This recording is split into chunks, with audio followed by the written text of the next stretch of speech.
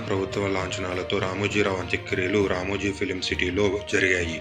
అంత్యక్రియలకు టీడీపీ అధినేత చంద్రబాబు నాయుడు హాజరయ్యారు. స్మృతి వనం వద్ద పూలమాలలు వేసి నివాళులు అర్పించారు. అనంతరం రామోజీరావు పాడెమోశారు. రామోజీరావు అంత్యక్రియల్లో తెలంగాణ మంత్రి తుమ్మల, కేంద్ర మాజీ మంత్రి సుజనా చౌదరి, నమా నాగేశ్వరరావులతో పాటు సినీ ప్రముఖులు బోయపాటి శ్రీను, సురేష్ బాబు తదితరులు రామోజీరావు అంత్యక్రియలకు హాజరయ్యారు. వివిధ రాజకీయ పార్టీలకు చెందిన నేతలు, సినిమా ప్రముఖులు, రామోజీరావు గ్రూప్ సంస్థ సిబ్బంది పెద్ద సంఖ్యలో హాజరయ్యారు. కడసారి రామోజీరావుని చూసుకుని కన్నీరు పెట్టారు. ఆయన సేవలను స్మరించుకున్నారు.